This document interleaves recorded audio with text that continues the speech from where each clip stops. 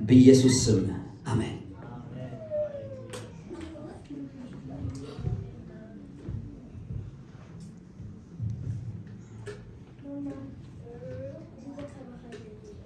ወይታ ይባረክ። አሜን።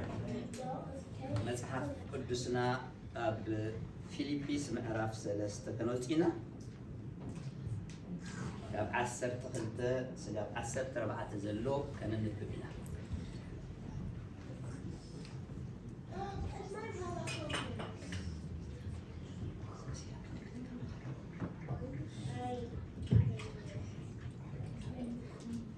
ኦኬ ነፃ ኮይና ዛሬ ማይክሮፎን ገለ ከምስ በነፃነት ከገግይልን ኦኬ ወይታ ባድምፀይ ስማዓኩም አለሽ ወቆሊ ድምፀይ ኦኬ ፊልጵስ ምዕራፍ 3 ካብ 12 ስጋብ 14 ዘሎ ከነንብቦ ኢና ብስም ኢየሱስ ከም በልኩም አነ ነቲንዑ ኸውን በክርስቶስ ኢየሱስ እተረኸብኩ መንቲ ክረኽቦ ነቀድሚት እደፋ ኣለሁ እምበር ቅድሚ ሕጂ ከም ዝረኸብክዎ ወይስ ቅድሚ ሕጂ ፍጹም ከም ዝኾንኩ ኣይኮነን። ኣሕዋተየ ኣነ ብርእሰይ ከም ዝረኸብክዎ ኣይመስለንን ኣሎ። ሓደ ነገር ኣሎኒ ኣብ ድሕረይ ዘሎ እናረሳዕኹ ነቲ ኣብ ቅድመይ ዘሎ እናተመጣጠርኩ ናብቲ ሕንፁፅ ዕላማ ቢለ ናብቲ ዓስቢ ዓወት ናይ ላዕሊ ጽውዓ ኣምላኽ ብክርስቶስ ኢየሱስ እጎይ ኣለኹ። አሜን። ናበይ ኣቢለ ጎይ ኣለኹ? ናብቲ ሕንፁፅ ዕላማ ሎማዓንቲ ከም መደብ ክንዘራረቡ ብሓንሳእ ኮይንና ክንመሃበለ ሒዘ ዘለኹ ናይ ድሕረይ እናረሳዕኹ ዝብል ሓሳብ ናይ ድሕረይ እንታይ እንዳበልኩ እናረሳዕኹ ኦኬ ወይታ ይባረክ። ብድሕሪ ዝርሳዕ ብዙሕ ነገር ኣለና እንቅድሜ ናብቲ ናይ ድሕሪት ሓሳብና ናብቲ ናይ መጽሓፍ ሓሳብ ቅድሚ ምእታዊ ግን ብሓንሳብ ኮይንና ክሪኦ ዘለና ነገር ኣሎ። እዚ መጽሓፍ አንቢብናዮ ዘለና ናይ ፊልጵስ መጽሓፍ እዩ። ናይ ፊልጵስ መጽሐፍ ከዓ ተጻሐፈሉ ምክንያት አለ። በምክንያቱ ጳውሎስ ነዚህ መጽሐፍ ንሰይ ፊልጵስ ጽሕፉሎም ሓደ ምክንያት ኣለዎ። ኩሉ መጽሐፍ ክጽሐፍ ከሎ ጳውሎስ ካብ ምክንያት ተበጊሱ ይጽሕፎ። ንሰብ ቆሮንቶስ ተልዓና ኣብ መንጎኦም ዝነበረ በኣሲ ንምትዕራቅ ዝተጻሐፈ ንሰብ ገላትያ ተረና ኣብ ቤተክርስቲያን ዝነበረ ናይ ጌጋ ትምህርቲ ተፈላለየ ነገር ንምስትኽካል ዝተጻሐፈ መጽሐፍ ንሰብ ፊልጵስ ግን ጳውሎስ ክጽሕፈሎም ከሎ ዝተጻሐፈሎም ምክንያት ኣለዎ። ጳውሎስ ተሸጊርዎ ተኣሲሩ ከሎ ኣብ ቤት ማእሰርቲ ከም ዝኣተወ ፈሊጦም ሰብ ፊልጵስ ንጳውሎስ ገንዘብ ኣዋፂኦም ሓገዝ ገይሮምሉ ነይሮም፣ ረዲኦምዎ ነይሮም። ኣብቲ ሽግሩ ግዜ ምስኡ ደው ኢሎም ነይሮም። ኣብቲ ዝጸገመ እዋን የማናይ ኢዶም ሂቦምዎ ስለ ዝነበሩ ታንኪው ክብሎም ንዖም ከመስግኖም ምስጋና ክቦም ዝተጻሐፈ መጽሐፍ እዩ። ምናልባት ሪኢኩሞ እንትርኩሙ ምናብ ምዕራፍ 4 ኣቢሉ ስለቲ ኣብ ጎነይ ዝኾንኩም ዝሓገዝኩምኒ ኣዝየ የመስግነኩም ክብሎም ርኢ። ምክንያቱም ኣነ ምርካብ ፈልጤ ኢልዎም ምስዓኑ ፈልጤ ኢልዎም ምርካብ ፈልጤ ምስዓኑ ፈልጤ ኣምልኾም ሲኣኽለኒ ግን ተማሂረ ይብሎም ማለት እዩ። ስለዚ ሓገዞም ዘይኮነ ኣገዲስዎ ዘሎ ብዛዕባ ሓገዞም ዘይኮነ ክዛረብ ዘሎ ንዑ ዝተንከፉ ተሓሳቦም እቲ ናቶም ሞቲቭ ንዑ ክሕግዝሉ ዝተለዓሉ ሞቲቭ ግን ናብቲ ወንጌል ዕዮ ኢዶም ስለ ዝሃቡ ኢዶም ስለ ዘእተው ጳውሎስ ክእሰር ከሎ ቲም ኢሎም ኣብቲ ንኣሰርቱ ሓገዝ ስለ ዘድልዮ ርዮም ስለ ዝሓገዝዎ ታንኪዩ ክብሎም ዝፀሓፈሎም መልእክቲ ነይሩ። ስለዚ እዚ መልእክቲ ኣብ ውሽጡ ብዙሕ ከበድቲ መልእክትታት ሒዙ ኣብ ውሽጡ ጳውሎስ ዝፅሕፈሎ ይኹን እምበር ንምስጋና ይፀሓፈሎም እምበሪ ከመስግኖም ይፀሓፈሎም እምበሪ ኣብ ውሽጡ ግን ብጣዕሚ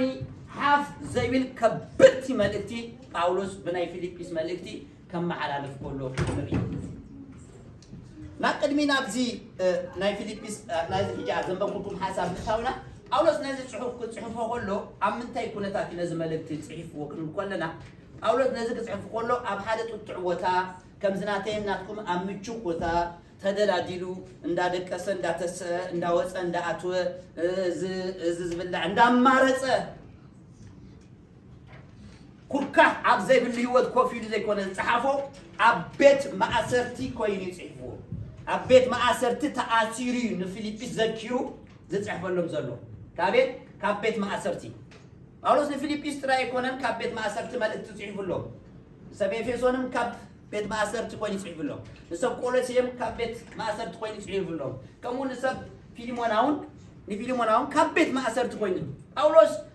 ኣብ ቤት ማእሰርቲ ኮይኑ ኣብ ውሽጡ ዘሎ ነገር ክትኣስሮ ኣይትኽእልኒ ኢኻ ኣብ ውሽጡ ዘሎ ነገር ደው ከተብሎ ኣይትኽእልኒ ደው ዘይብል ኣብ ውሽጡ ኣለዎ ስቶፕ ዘይብል ኣብ ውሽጡ ኣለዎ ዝፈስስ ኣዳሩ ኢኻ እምበር ተኣስሮ መንፈሱ ውሽጡ ዘሎ ክትኣስሮ ኣይትኽእልኒ ኢኻ ሰብ ነቲ ብቃሁ ዘሎ ከም ዘሎ ሰብ በሎ እግርካ ክኣስረካ ክእል ኢድካ ክኣስረካ ክእል ነቲ ውሽጥካ ዘሎ ግን ክኣስሮ ኣይክእልኒ እዩ ውሽጥካ ዘሎ በሎ ከያዳ እዩ በሎ ውሽጥካ ዘሎ ኣብዚ ከሎ ርሑቕ ቦታ ክበፅሕ ክእል ይበሎ ንውሽጥካ መንም ኣይኣስሮን እዩ መንም ደዋ የብሎን እዩ ምክንያቱ እቲ ኣብ ውሽጥና ዘሎ ደው ዘይብል እዩ ደው ከብሎ ዝኽእል ኣይኮነ ምክንያቱ መፅሓፍ ዘሎ ካብቲ ኣብ ዓለም ዘሎሲ ኣባኻትኩም ዘሎ ይዓቢ ስለዚ ኣባይ ዘሎ ካብቲ ብደገ ዘሎ ብርቱዕ ኣባኹም ዘሎ ካብቲ ብደገ ዘሎ ብርቱዕ እዩ ስለዚ ሰብ በታ ውሽጡ ዘሎ ክተዓማመንን ክኾርዕ ይክእላሉ ክእመን ክእላሉ ሪኢኻ ምስቲ ምሳኻ ዘሎ ዘይምፍላጥ እንድር ዘይትፈልጦ ኮንካ ምሳኻ ዘሎ ዘይትፈልጦ እንድኾንካ ኣሸጋሪ ሓደ ምሳሌ ነረኩም ሓደ ሰብስ እምኒ ክሸይጥ ከይዱ እንታይ ኢለኩም እምኒ ክሸይጥ ቀሊል ምሳሌ እምኒ ክሸይጥ ከይዱ እጂ እምኒ ክሸይጥ ከይዱ ሲ በዛ ዓዲ ተራርባ ዶ ክዛረበኩም ዲነር ከይዱ ሲ ዲነር እንትብሎ ዲነር ከይዱ ሲ ዲነር ምስ ከይዱ 10 ፍራንክ ኢሎሞ ኣይ ኣይሸጠልኩም ኢልዎ ሒዝዎ ከይዱ ናብ ኮፕካ እንተ ከደ 10,000 ኢሎሞ ኣይ ኣይሸጠልኩም ናብ ሚድሮ እንተመፀኻ 1 ሚልዮን ኢሎሞ ኣይ ኣይሸጠልኩም ኢሉ ስለምንታይ ተፈላለዩ ዋጋው ስለምንታይ ተፈላለዩ ዋጋ አጠማምጥኦም ስለምንታይ ተፈላለዩ ዕላማውን በበይኑ ስለዝኾነ ዕላማውን በበይኑ ስለዝኾነ ሰሞን ሕጂ ዲነር ናይቲ እምኒ መንነት ኣይፈለጡም እቲ እምኒ እንታይ ምዃኑ ኣይፈለጡም ኮፕካ ካብ ዲነር ኣይሽበር ነቲ ናይ ምን ዋጋ እንታይ ኣትከፍሉ ሚድሮ ግን ቫልዩ ናይቲ ዋጋ ናይቲ እምኒ ፈሊጥዎ ኣሎ ካብ 1 ሚልዮን ልዕል ከም ዝኸይ ስለዝፈለጠ ብ1 ሚልዮን ሓትዎ ሕጂ እንታይ ክብል ኣብ ውሽጥኻ ዘሎ ዘይትፈልጦ እንትኾንካ ኣብ ውሽጥኻ ዘሎ ነገር ዘይትፈልጦ እንትኾንካ እቲ ብኣምላኽ ተዋብካ ዘይትፈልጥ እንትኾንካ ከም ኣብ ኢድ ዘሎ ወርቅስ ከም መዳብ ይቁፀር ዓይነት ኮነካ ወርቂ ሒዝካሲ መዳብ ኮነካ ዝበለፀ ነገር ሒዝካሲ ዝተሓተ ነገር በቃላ ባህላ ብዙ ጊዜ ተደጋግሞ ዝባሃል ነገር አሉ ብዙ ጊዜ ተደጋግሞ ዝነገር ንስርሲ ምስ ዶርሆ ዓብያ ይሉ ምስ ምንታይ ዓብያ ዶርሆ ተፈጥዋል ነው ምናልባት ብዙ ጊዜ አውሮፓ ከመግባት ኮ ዳረስዓና ይመጽና ነው ሐቄ ምን ያቱም ካፍተ ህብረተሰብ ውጽ ስለዘበልና ኣብ ደገው ዘይብሪህ ለዳ መሰሰብ ብዛ ተሐሪዳ ጥራይና ንሪያ ሚግሮ ኣብ ገለ እንበር በህይወት አይፈ እጂ ዶርሆ ንስርስ ምስ ዶርሆ ምስ ዓቤት አታዓብያ ናይ መን ካራክተሮች ይዳ ናይ ዶርሆ ገለገለና ኮ ምስ ዶርሆ ናዓብ ስለዘለና ናይ ንስር ባህሪት ፊናና እግዚአብሔር ይሰውረና አሜን ናልዓከ ያቢካ ዘሎ ናይ ፍላሲ ንርእስ ኻሲ ምስ ዶርሆ ተቆጽራ ማለት ያ ባህሪ ተረድኩም አለ እጅ ነረኩም ይላል ምስ ዶርሆ ስለዛ ዓቤት በቃ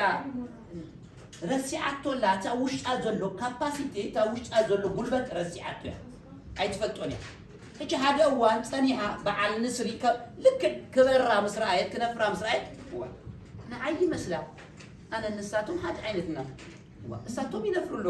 አነ ግን በኮፎ ዝኸይ ዘለኹ ኢላ እንታይ ቀሪባ ሕቶ ሓቲታ ሹ ሓፊላ ነፍር ተፈጠረት ነፊራ ከዳ ለካስ ኣብ ውሽጣ ዘሎ ሃይሊ ዘይፈለጥቶ እምበር እሳም ልክዕ ከም ንስሪ ለዓል ትኸይድ ያ ነራ ማለት ልክ ምስረ ከበቶ ግን كم مدري نابي كيدا أنا كبلكم زلي زله اتزعابي نايوتكم تسألائي زي مفلق دنقورنا تعالوا خازلو زي تفتن هونكا دنقوري خامالك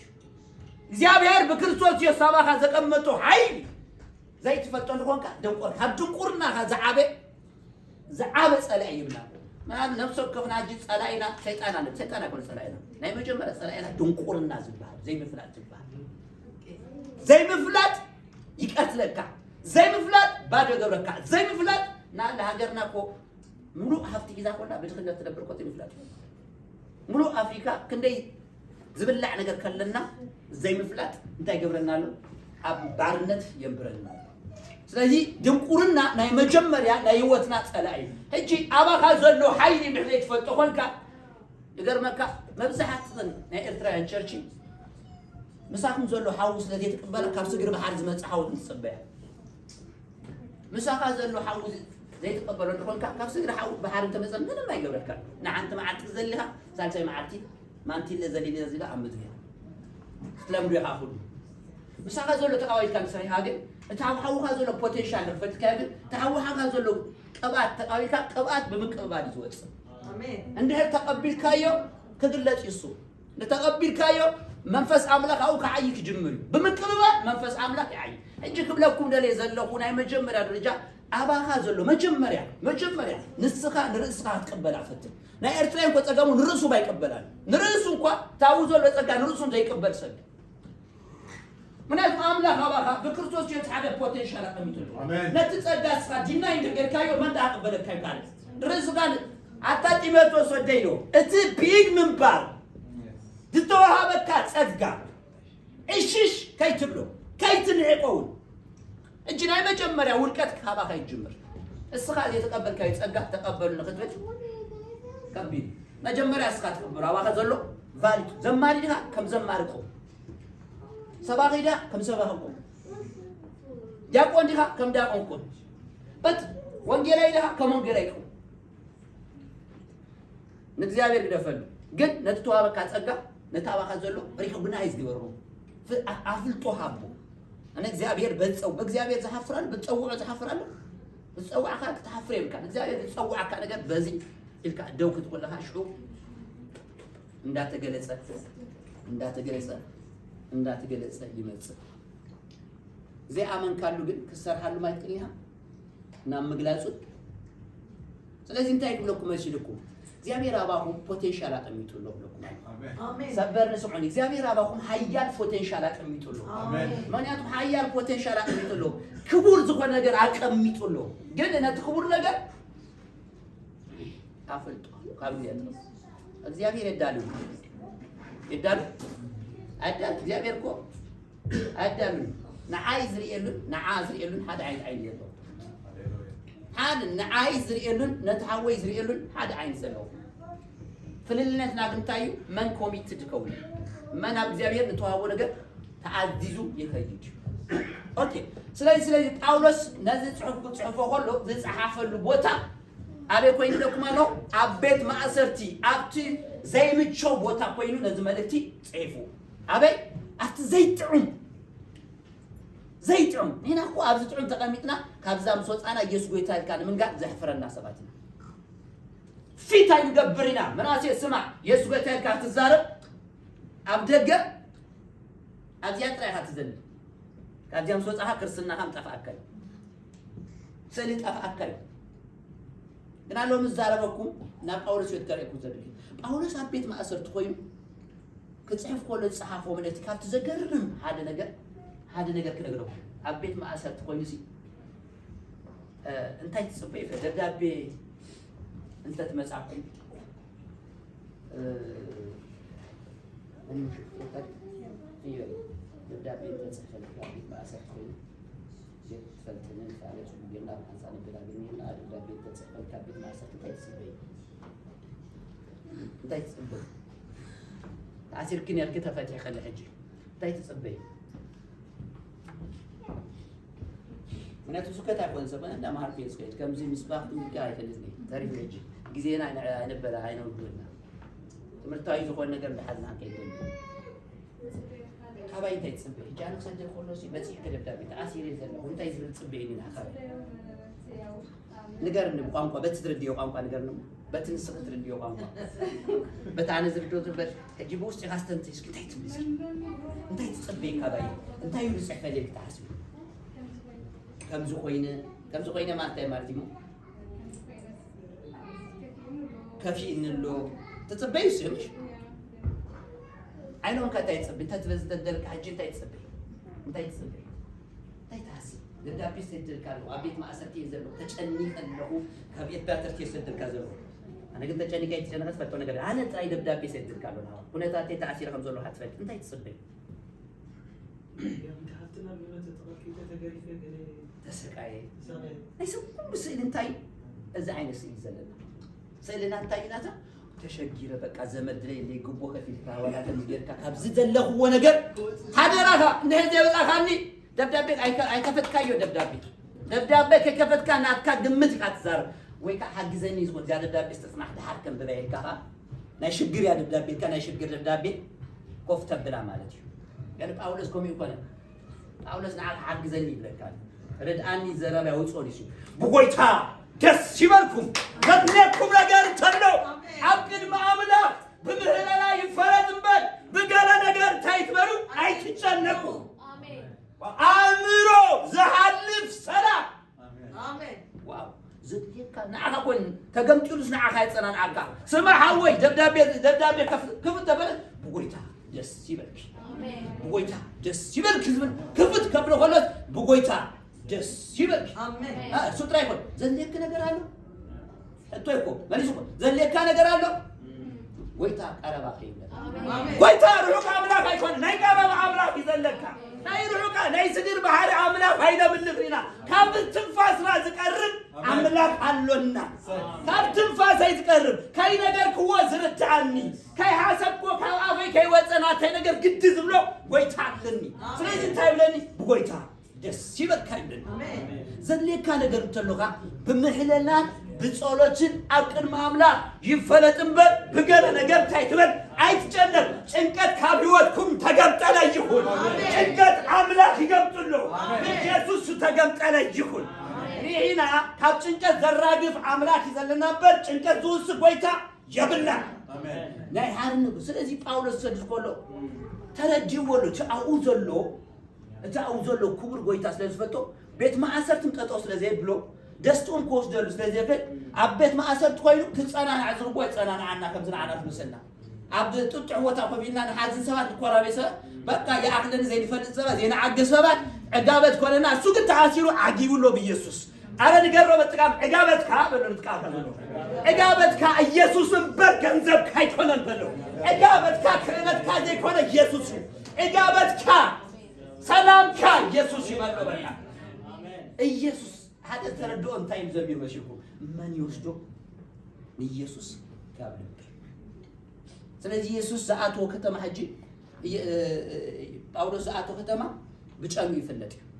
ጫና ኢየሱስ ይጫንስ ከተማ ዘሐለፉ ከተማ ምክንያቱም ከሐልፍ ኮሎ ኢየሱስ ከተማ ሁሉ ይናወጥ አጋንንት ሁሉ ይናወጥ ለምንታይ አኡ ዘሎ ፖቴንሻል አለሊወይ አኡ ዘሎ ኃይል ካብ ዓለም ዘሎ ከም ዝበልጥ ስለዝፈለጠ አጸብቁ በኢየሱስ ታዩ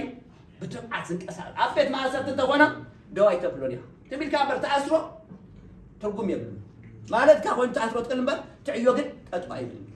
ትዕዮ ዘሎ ስቶፕ ዝብል አይኮን ሰማ አባካ ዘሎ ናዓለም ዝግም ተጸጋይ ዘሎ አሜን አባካን ዘሎ እግዚአብሔር ንበርኒ ለሃበኩም ጸጋ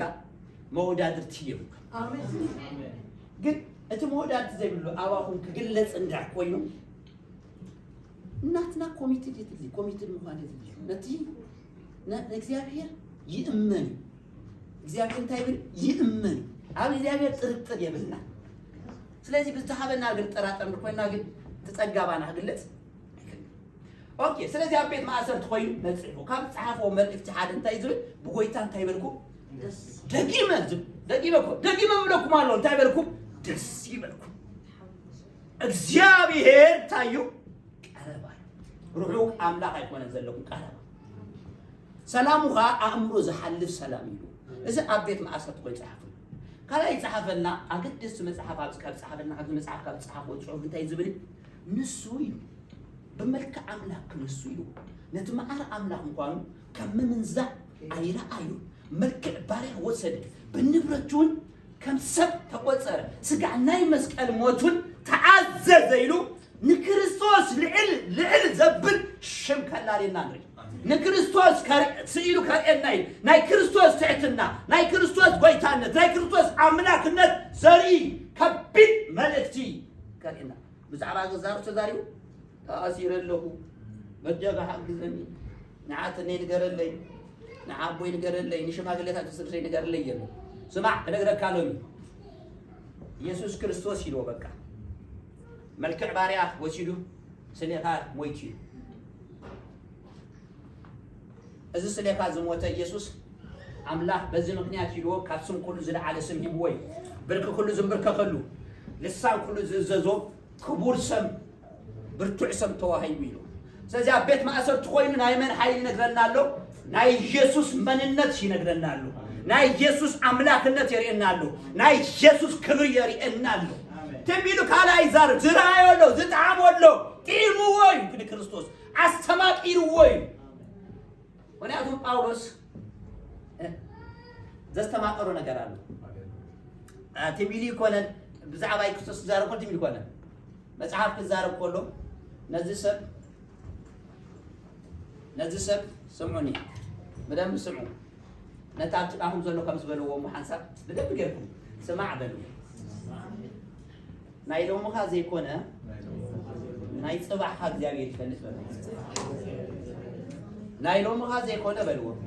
ناي صباح حق زاوية يخاي بلو أملاك ناي نباولة تتصوعه خلو ناي صبوحو ريو يتصوعه أملاك نباولة تتصوعه خلو ناي متايريو ناي صبوحو أنت لو تتصوع عنه تصوعت نصبح دبك تصوعت هاي نبرة تلوم أملاك تتصوع خلصي نصبح تتصوع نجرس أي نبرون نصبح عقل قال زقبر نجرس أي نبرون معناته أصادة بزينك محبر أملاك زصادق بزينك محبر أملاك زقافع بزينك نقدوسان زأسر بزينك وانبدأ نروح لكم غالي وانبدأ تفتروا ندع قتلة ندع قتلة زأسر يميو بزي متن زصادق زنبري نبيتك كان زحمسه أنت سمع عند حمسك نصبح تتصوع تصبي زيادة عينك تمزري يفرد أذنك بسبعة بيلو قالينا أيتبقى عن تبعنا كون كل بسبع عيني ها بسبع عيني أنا قالوا تيتبقى عني تبعي كون طريقة أملاك نايس الآخر يسوي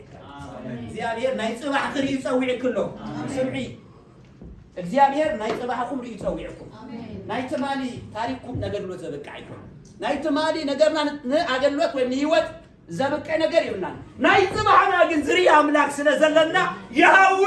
ይርአይ ናይ ጽባሕና ሪዩ ንክቡር ነገር ተጸዋዕና እግዚአብሔር ስሙ ይባረክ አሜን ሰባት ንዕርክነት ዘይንበቃ ንማሐዝነት ዘይንበቃ እግዚአብሔር ግን نخبره في نجلس نايت صباحنا عليه يسوينا ملك كنت لك أخو قال لنا كل ما حزنت ما يدبك علينا كن إخزابه كم سبركم إخزابه عبي نمن ما يلعبني ريخا زر خيرينيو عادت خيرينيو ملك خيرينيو كسوعك أقوله بتسواه زي جاجي إخزابه تسراي زي تعس نسوعك على ما بتركن فيك تقبل زجبرك كذا كسوعك أقوله حالو رابيو كتربي كذا كونس مسؤول تقوي يبقى تكسر حلو تكل كتجلس ولا تقجع يبقى سلازي تايك بدلي أولوس نزي كتوع كله أسادة دينيو أتعلينيو ستيفانوس كتبت كله كدان زحز نبره نعمله هذا قال زبل ستيفانوس منفس زيادة زنبره كتبت كله نعوك كتبت كله سكدان حيزو زكاة زنبره كابشو ديستم عراق نابشو عاتم عراق البيت خلنا ندماسكو بفخرة لومي نزوم كريستيانات عبد دماسكو زنبرو دا جبرم حمدهم للعالك وش أميلو بقى فوكيرو خير كله بقى تعاتيبو خير كله السو حمدهم كريه لالو قبل على زريو سبنيرو مالتي قبل على يستمتونيرو سلازي فرسو يزو بسرقلو حيزو إننا قال بكين كله يقرمكم هذا نقر نقرمكم سمعوني أمبرخ كسبة يفلت يسوع كان بزيت ترنجي أمبرخ سب نسب كم بركو كبيدي مش زيادة يمكن بزي قال أنا قريم برك خبر بفور ترى أول شيء قرمكم أمبرخ هو زفل السبيل ساول كبهر كله من نسب كدفرو زيك من نسب كم بركو زيك سبيل من نسب أبزئته قبل زيك بتمرتي بس حج زلنا دكتوريت كيرز نبرة بحق دكتوريت نبرة سلزي نوع قريب كهم تبكر على فقط زارو سلي سلزي نوع كتنبركو بفلتت أي تغني خا بزري تمكع تنيا كاب عليت بينيان كاب النجدون نجد زلوا ها كاب تمرت زلوا سلزي من نمسك كمبركو أجزاء يجن نتحيانم حيانا نتتقاوم زلوا متى يبلون نتحيانم حيانا لو نتحيانم حيانا لو نتحيانون حيانا لو هذا نجار بيستخدمه أجزاء نتحيان كمبركو خلو نتحيان كوف قبله خلو نتعب نجار أي خلو ريكم نفرقون نتعب فرقون أي سديدون اللي نتريهم بيرون زمكة هانت نشتي أساسا هانت نشتي قرع سديدو يترام سومالي حتى عامل كرم منها يلو حاسقا جيرون تايرون تكرم بحاسقا يا بير عامس لازم كعب نجار يبدل كان يعني عبيت እግዚአብሔር نعاها عم بركل كله ليش تتر هجيب أولوس كان دافع كرغي كله هانت برحاجة تايرون جيرون كاتزلوا وفرس هانت برهان تبلوت شلو هو زي فلت تزاري هو زي فلت كان لما جمرة انتايو قويتاي انتاي تقبل الكا أجر ما كومي تنبريكو زي فلت سب قويتاي زي فلت نما جمرة زي تايو جميل قويتاي انتاي تقبل الكا أجي أبي لو دأتكلم محجي كسجلي كحنا إذن زبل قتلي كتف إذن زبل أجي برهان ودي قوة آمين لا يفقر برهان آمين مركو تمارجو لبتو تيجي حجي كابز حجي زي جميل قانقوا قيري وي تاريخي هو من قالو قالو زي قير وي تاريخي هو من قالو لبو زي تقير وي تاريخي هو من قالو من وي تا مستنكفكا تقير لك مستنكفو وي تا يدو أتيلو أنتاي تجبرك يا تتنكف مستتنكف كاد حق تجبر ذلك تحتت زي تتنكف أسر كسر عيد ويتا مستنكف وقت زحريو نقويتا كوين زمن ودي يقوم أبيت أملاك بزوجات أمونات كوين زوجو أجل قلت له أكيد هذا كافت تمسكر له موسى أبزل زمن أبيت أملاك تاني أمون الناس نايمسك حسب قوله أجيز درمني أبزلوا زمنه أبيت عمله انتهي نيرو أمون مالت تاي ماتي متقرنيا تخلو لهم ساتهم تاي ماتي أمون مالت ها أمون مالت تاي ماني مشمكي كوكو انتهي ماتي أمون مالت ها يقوم أمون مالت لا أمون لا أمون مالت انتهي مالت أمون حتى لا هي شو سمكون أمون زي اللوعود جزء النجاراتن زي كيرو زعل وعي قراب بعسل بس هاي جت تريكات راح نقول لك بس ما قال لك تاني بس راح نقول تمسنيها من يعرف أمون النت سيقول زلكا شرك النت زلكا يا فل النت اليوم سبات أبيتك سنة زي ما تحجي لاب زمناي أمون الناس لازم يقولوا من يعرف ممشيهم علامة وانت يصير تقولك ممشيهم علامة زمام قماربي نحزم مامكم زي اللوجن أمون نتهلو ننسينا علامة نقول تامبر نباستر يكونن نجاري يكونن تمام نسينا علامة نتزمت أنا علامة أمون كنكون الدنيا بيت أملاحنا يمنع كريستوس وانا أمني يسوس سلازي مس كريستوس كيدان عتنا أمبر مس حد باستر ويمس حد نبي كيدان عتنا كيداننا نسباني كيدان كافلت كيدان ناندر فريتنا كافتي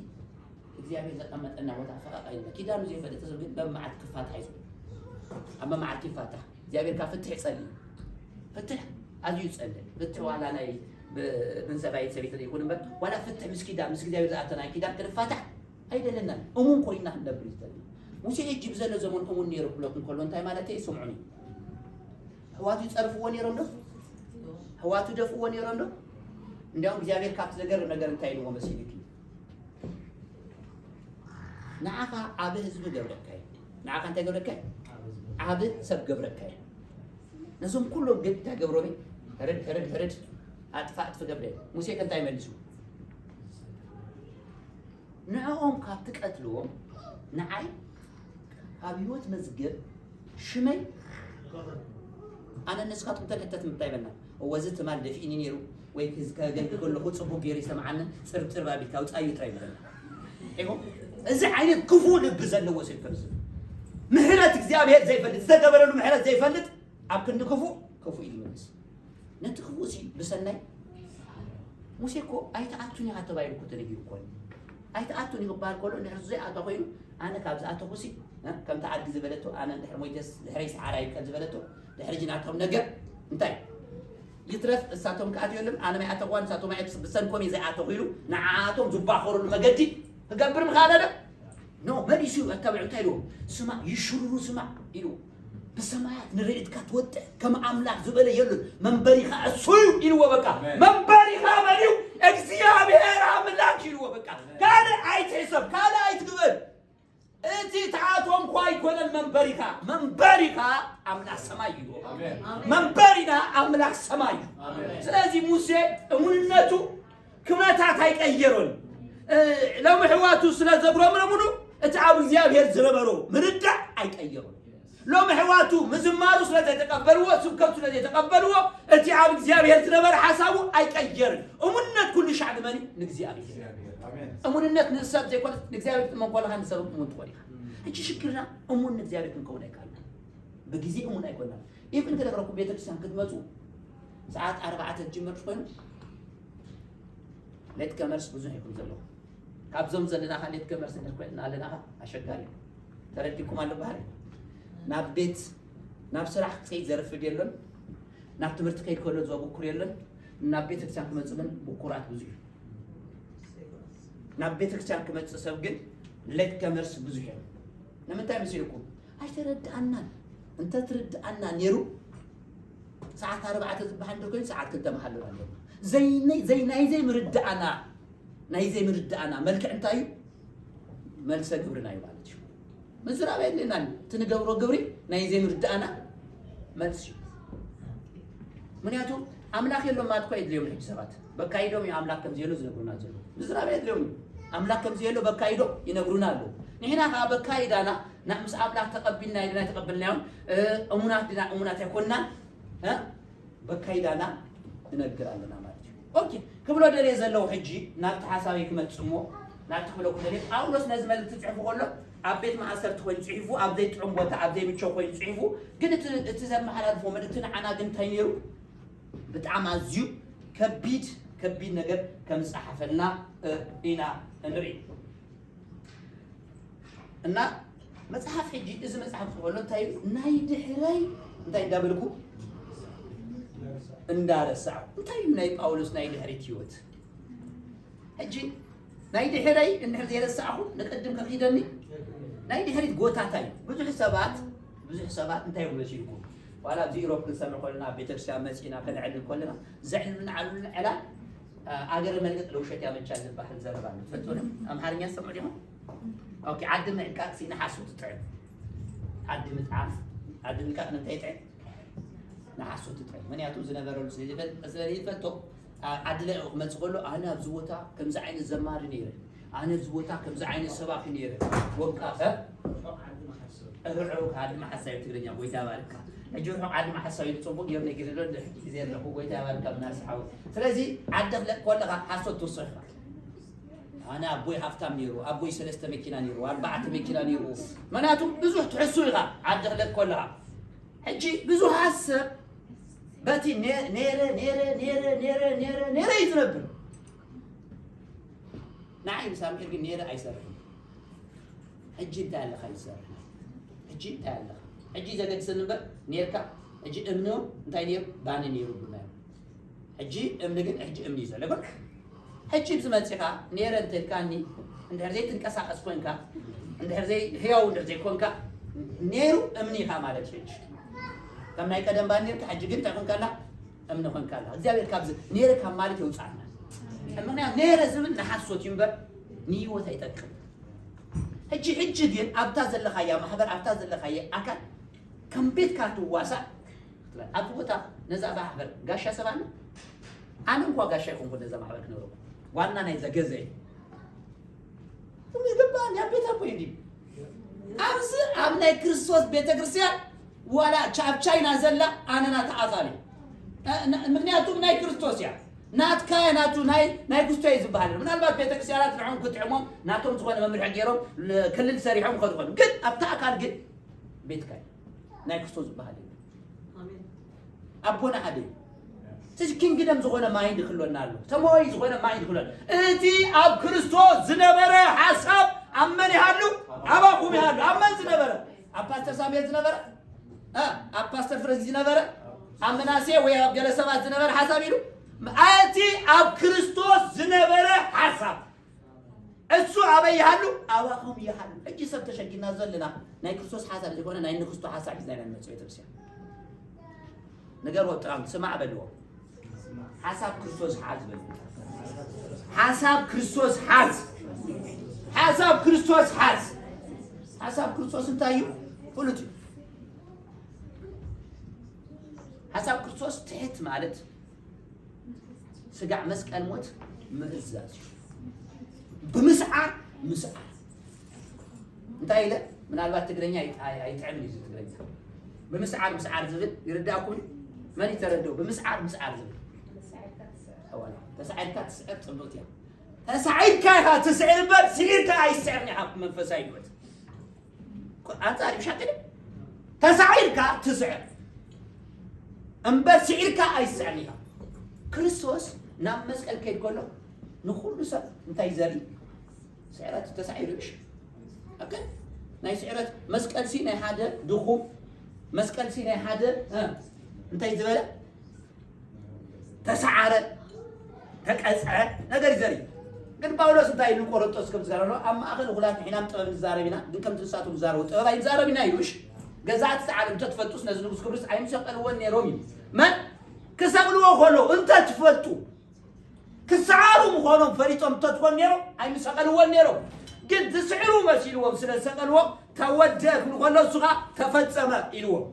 ሳቶም ናቶም ነገር ተወደክ ወሎ ኢየሱስካ ተፈጸመ ነው ታይልዎ ሽዑ ታይሉ ጳውሎስ እንተ ትፈጡስ ገዛቶም ዓለም አይምሰቀልዎ መስፈር አይኒ ዘይራአቶ እዝነ ዘይሰማዓቶ አብ ሰብ ልብ ዘይነበረ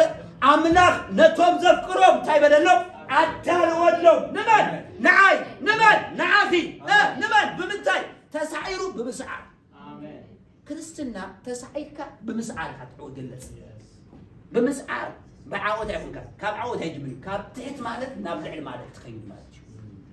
أجي تحت زي بالكل زبل لبو زحبت زبل كل ما قدري أي وديني أكرستنا تحتنا أوكي سلازي باولوس إذا عينت ملكتي هتصبي بس حجي انتهيرو نايد حري النار السعهو نايد حري النار السعهو نابيا بي لما تقرا له نفتي اما تقرا له ليش ما متطار تاي مالتي برتي مخاد ما متطار تاي مات بروحاوي اسكي علي دول اسكي كما يسكارين ريهم ولا ممطر ማለት ክትበጽሖ ዘይትኽእል ነገር ከተርክቦ ዘይትኽእል ነገር ካብ ዓቕምኻ ንላዕሊ ክትሕዞ በቃ ካብ ትዘለካ ንላዕሊ ወሲካ ከም ላስቲክ መምጣት ማለት እዩ ጳውሎስ ዳይቶ ናይ ድሕረይ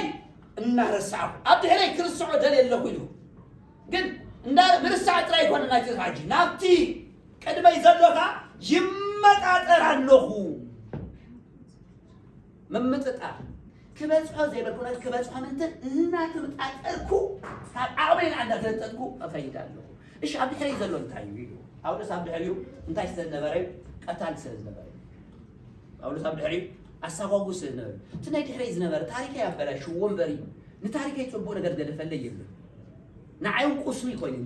ናይ ሕጁን يحس تزجبركو كحسبو كله نمزراون زحفر كوين رخيبي كزارو هجون قش بلنيو أبكى أبروم يبلغ تزارو كله تاي هجي نخن زارو زحفري نخن زارو إنه هجي تاي زحفري وبك هجي نتزحفر زربا هجي كذكرو أيدلني نتزحلب كونا هيوت بداران عندهم صاحو كعل معلل الجو يدلني هجي على تسبين نزلوا تايو نبتك ما يزلكم متأثر نبي نبتعز وعوت هبيله نبتنسايا بيله نبتنسايا موت أنا بيله ناو جزاي متأثر عنه ناو جزاي زرقة عنه فيه نبي نبتك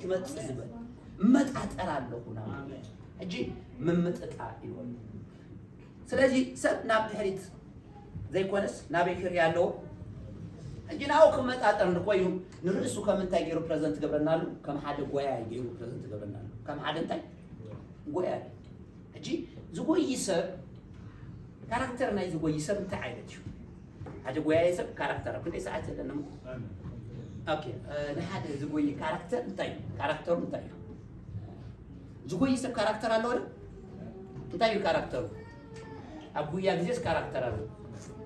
المجرى وقالي ناس تدالي مسوجة أبويا عميدام ساعته حد كاركتر تايو نيما نسأجام نخمس ملايين ولا حم حياة فدم بدي حياة ملايين كم أوكي تقوي ندركوينه نبز تقوي تراي كريزلو ندهريت ندرعيه حيلو يدكني ندهريت نقارا تقوي ندركوينه نعم مرزقني أنا قوي نقطة توينا نبيت أنا قوي زقوي إنه قوينا إن إحنا أبزن ده ما تقولينا أبزن تاكم زول يريدي زي قوي يقول له إن ده جاتشو في الخير أبكر مي زول جاتشو بزن زول جاتشو بزن زول هارمو أبي تفسير مسوي معي فترة من يعطون ده هريت ندار إذا قوي سب أبي تفسير بعسيس فترة نقدم زي قوي قوي تبارك حاجة تايك بالدليل متحف فلوس نتايب لنا حادث عارف نقرأكم نقدم زي نقدم خطوة يقول لها تريو نقرأ عليه كنا أبكر هذا عود زرعي كان أول إنها تعرف عودها بيليزمش قوي هذا زرعي أبكر زقمت وتعلو بزنايت بنيا زرع كوباري تلو كوباري زقمت وانشا اللي زقمت وانشا قبل بوس إلو أب عين تجيرلو نعون دار أي زوي أجيب كذا بحال أنت مارجو رأي زي يقول له زبي أنتايو تعرفي كونا مش هذا أنتايو ده نجار محبة مدار ما بتقرنيا كل سب تقرنيا أبجيزو ندوكو مبزحات ستي كلا يزاري مش أجي زي فلات بس تعرفي كونا كنا نقرأ تعرفي كونا تعرفي غير متوسط وطولي ستي مالت كرت زي كم مسمر وجهي مسايو زي فلت كتصالو زي فلت مالت أجي رأي زي بلو هزبي تايو سدي مالت كنبر خليو جن أنا بابو أنت يتقول ما نتحد زي بلو ما شبت زي بلو مع مخ زي بلو أنت يعني ست سبي زخور ماتش مالك ست زي بلو كرتي زي بلو ليش زر خبو مجبزجات الطريق من دخلوا زر خبو تبيلو ناس معدولان في دقفت بزخ هيك كيس كذا نقوله نبت بل سنت يتقول يتدلي ها كم زاتي شيء أديش أنت روبي دكوا مالك حجي زي تدلي حمامك يا مسيو مالك يقول حجي رأي زي بلو سبب فرين زي بالله مكينان هذا عينك انتاين نقارو نسك انتاين انتاين مالت فرين زي بالله مكينان انتاين هاي تردان كمي مالتي نقاروني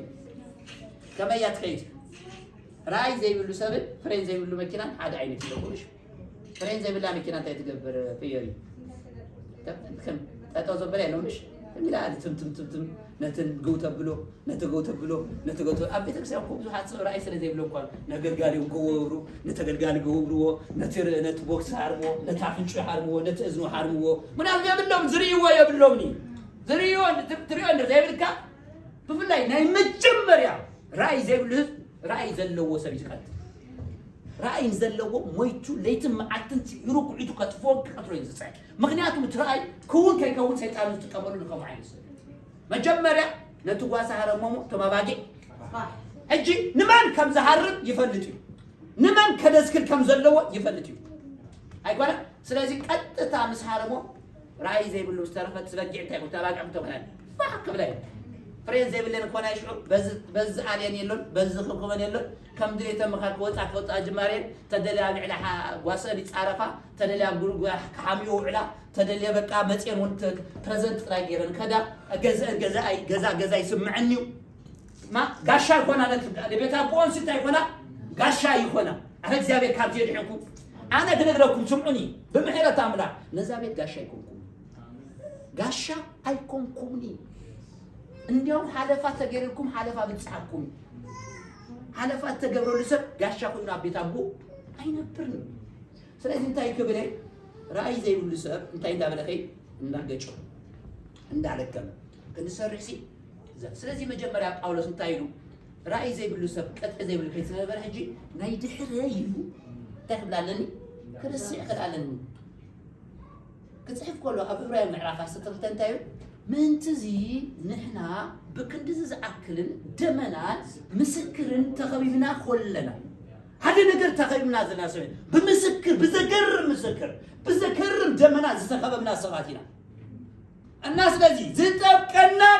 زلبقنا النار حقنا انت اين تغبرنا زتبقنا زلبقنا صور زخوننا النار حقنا ايو እንታይ እንዳርሐና ዝጠብቅ ነገር እንታይ ይገብር አብዚ ማዓነ ዝለመድኩ ምሳይ ዝዋሱ ሰብ የሚል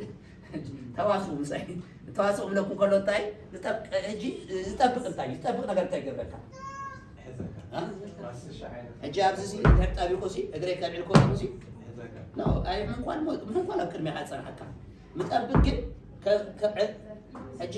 ምን ይስፈልጥ ረግረ ታከላ ምን ይስፈልጥ ሞ ታከላ እንታይ ይሞ ታከላ ክድቅ ሰሉ ጥዑም ዝኮነ በናት ያረዳዳ ነሮኩም አረይ መጻከይ ታከላ ክድቅ ሰሉ ክትሪዮ ጽቦ ክድቅ ሰሉ ጥዑም መስዓትካ ግን ዋጋ ዘኽፍለካ እንታይ ኢለ ክትሪዮ ንዓይኒ ጽቦ ክድቅ ሰሉ ሸኻይ ጽቦ ሸኻይ ዝመስል እና ኸድካ ዘክትል ኮለኻ ልክዕ ዝረዳእካ ማዓሲው ምስ አው ኮፍ መስፈልካ ክትወጽ ዋጋ ይክፍለካ ክትወጽ እንታገለካ መብዛሕቱ ሰብ ሸኻ መሲሉ ወአትዩ ተዋሂዱ ሰሪፉ ንሙሳ ተታሃይዱታል ስለዚህ ክትወጽ እንድኮንካ ዋጋ ይክፍለካ ወይ ሰዓንኻ ትገፍራለካ ዋጋ ይክፍልካ ትወጽ ተሚልካ ሙሳ ይላ ታኸላትካ በነፃ ሙሳ ይሉ አብ ዓለምካ ከይተፈልጥካ አጂ ለውጥ ምርጭ ራይሞ ቋህ ይሉ ራይሞ ዝራየ ቦታ እንታይ ነሩ شخانيو أنا زراعيون زقاتمون ببين زراعيون نعين بحزبن ما راخنيو مسعاته وقن سكاي كوين لوت اتصاد انقوا أرسادون كنا بكل نفسه بالسكاي اندابلت بالسكاي حريف اشتاقينا مالك زساق ايه كابوتا مالك كدري اقول لها تعوق قل زساق ايه بوتا رأي زي بلو سب كل شيء انتايو متأر نفس لزي بلو نايدي حريو كعاف سلزي قد حجي دا يمسيركم زلو نايدي حري ندار سعقيد كل أصل هنا بمنتهي تقيمنا للايكم بدمنا بمسكر تاينا عبوتات زم تمسكرلو بعبوتات كيبقوا مالو حجي نايدي حري كذا سقولو زتأبقنن زلقبالو زتأبقال متفاقن متقام دبين حقين انتايو في الإلنتو زخبدم አሉ زخبد ካለ ጾር ዝሆነ ካለ ጾር ካ ዘጉጠካ ቀንዕ ከዘይትብል ዝገብረካ ማለት እጂ ክትቀንዕ ተበልካ መሊሱ ተቀረካ እጂ ነዛ ዓይነታት ጸግ ተብሎዶ ተቆርጾዶ ነቲ ዝጠብቀካ አላቆሎ ሽዑ በት ተሓንፂ ልካ መስመር ዘሎ ክትቆይ ግን ነን ፓስተር ኩስቶ ነን በይ ኩስቶ አይትራይ በለው ታሕዞ ክትቆይ ወለኻ አይዲው ካን ንዑማ ይጠምት በላይ ንፓስተር ኩስቶ ይጠምት ንነቢ ኩስቶ ይጠምት ክትምቶ ዘለካ ሓደ ሱጋ ኢየሱስ ይባል አሜን ሱጋ ምን ይባል ኢየሱስ ይባል ኢየሱስ ፍጹም በነቢያትን በሕግን ተመስከረሉ እጅግ በነቢያትን በሕግን ተመስከረሉ ጽድቅ አምላክ ታይበለ ተገልጸ በነቢያትን በምንታይ በሕግን ሰማይ ዝመስከረሉ ምድሩን ዝመስከረሉ ማን ኢየሱስ ክትቆይ ይቆለጋ ነመን ራይ ለዚህ ኢየሱስ እንዳራካ እሱን ታዩ ጀማሪ እምነት ካል ደምዳሚ አለ አሜን ናይ እምነትና ጀማር እንደምዳመኒ ስለዚህ ናይ ድሕረና ገዲፍና ናይ ድሕረና ፀጋቢልና ናብ ቅድሜና ፊክስ እንገብር ኮለና ንመንክር ይኮለና ንኢየሱስ እንዳራየ ካብ መስመር ዝወጽእ ሰብ የለን ምክንያቱ ኢየሱስ ካብ መስመር ዝወጽእ ሓይል የብሉ መስመር ካሒዝካ በታንፂልካ ዘሎ መስመር ክትጎይ ካብ መስመር ዝወጽእ ሰብ ማዓሱ እዚኦም መስመር የራዩም እዚኦም መስመር የብሽ ናተይ ሓደ ሰሙኽ ያሎ ሓደ ሰሙኽ የሎ ሓደ ሰሙኽ የሎ እና በዚ ወይ ኮሎ ካብዚ አንድር ወጽእ ነዚኣቶም እንታይ ክብሎም ኣብ ርእሰይ መጽኡ ክደረሩ تعንቅፎም ንዓቶም ዓጽዮም ኣለሁ ንዓዮም ወዲቕ ኣለሁ ኣብ ርእሲ ርእስ ክዳረቡን እዮም ስለዚህ ዓንቃፊ ኣይትኩም በልዎ እንድሕር ኣትሊስት እንኳን ሕዘይ ከኣልካ ካብ መስመር ካውፃ እምበር ንሰብ ዕንቅፋት ኣይትኩም ሓደ ልምዎ እኮን እዩ ዝብልና ኣትሊስት ክትጎይ ብዘይከኣልካ ነቶም ዝጎዩ ግደፎሞ እቲ መስመር ንካልኦት ግን እንታይ ትኩን ንዕንቅፋት ጳውሎስ እዚ ዝበሎ ናይ ድሕረይ እናረሳዕኹ ናብቲ ዓስቢ ዓወታ ቢል እንታይ ይብላ ኣለኹ እመጣጠር ኣለኹ ኣነ ሕጂ ሎም ክላበኩም ደሊ ናይ ድሕሪኦም ረስዕዎ መንነትኩም ረስዕዎ ዝሓለፈ ታሪክኩም ረስዕዎ ዝሓለፈ ታሪክኩም እንታይ በልዎ ረስዕዎ እሱ ይኮነን ሕጂ ዘቐፅለና ሕጂ ኣብ ቅድሜና ዘሎ ኢየሱስ እንዳራን ኣብቲ ዓስቢ ዓወታ ቢልና እንታይ ንበል ንመጣጠር ናበይ ኣቢልና ናብቲ ዓስቢ ዓወታ ቢልና ናሁን ጳውሎስ ነዚ ዘግበሮ ግበር ዝጣዕሙ ዘምልኩ ኣምላኽ በልቲ እስኩም ንተኾኑ ሓሳበይ ክመለሰኩም ጽሑፍ ነውፅሞ መሊስና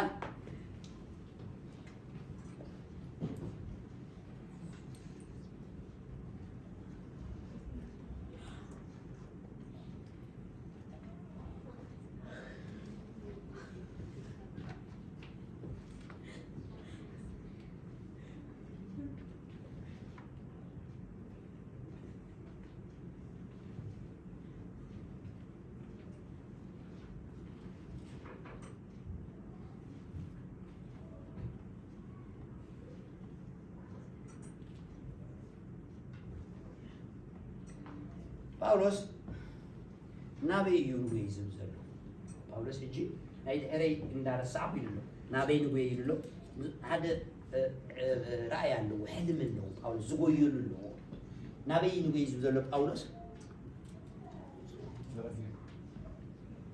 ጳውሎስ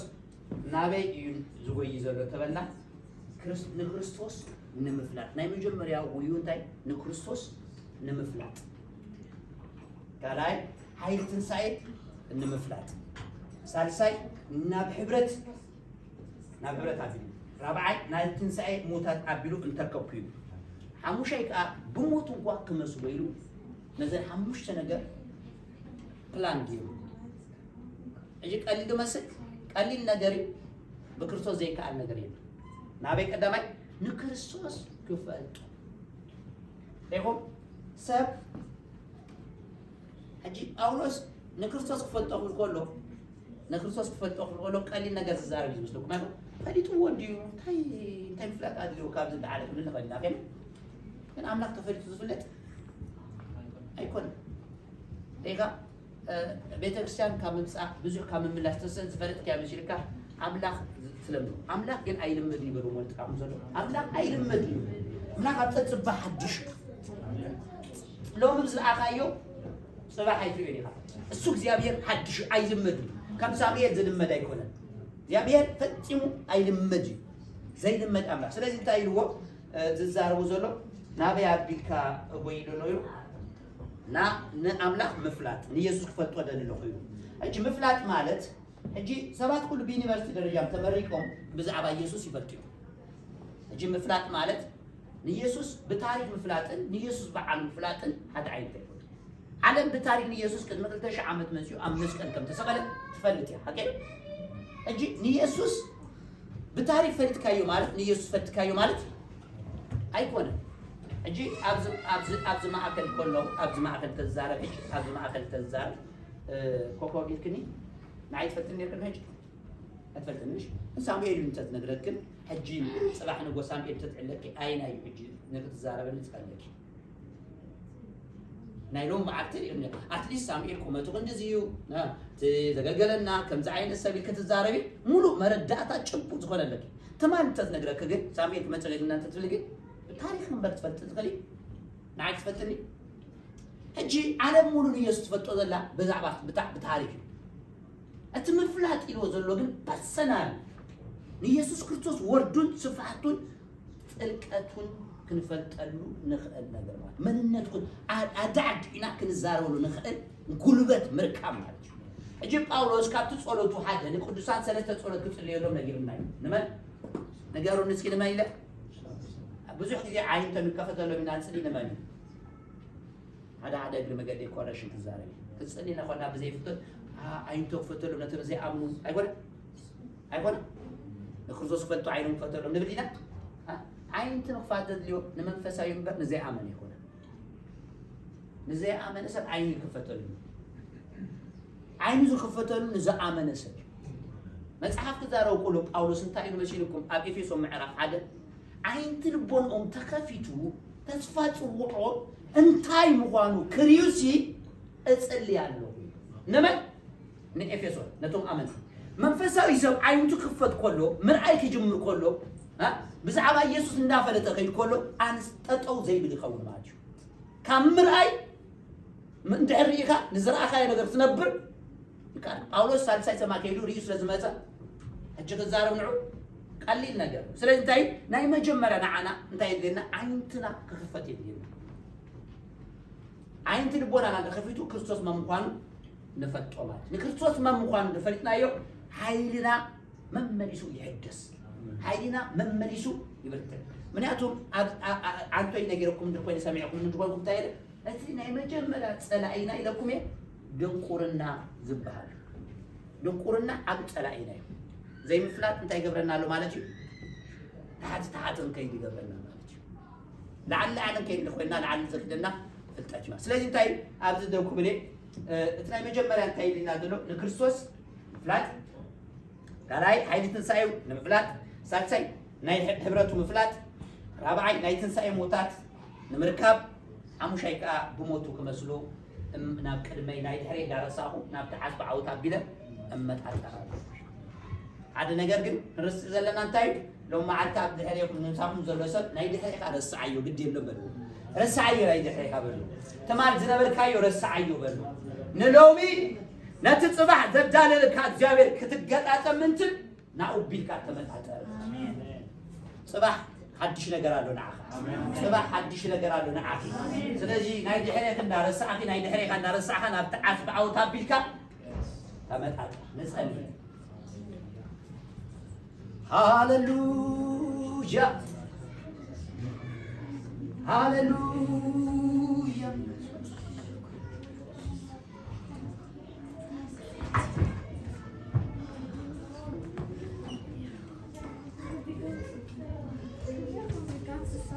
Oh, hallelujah.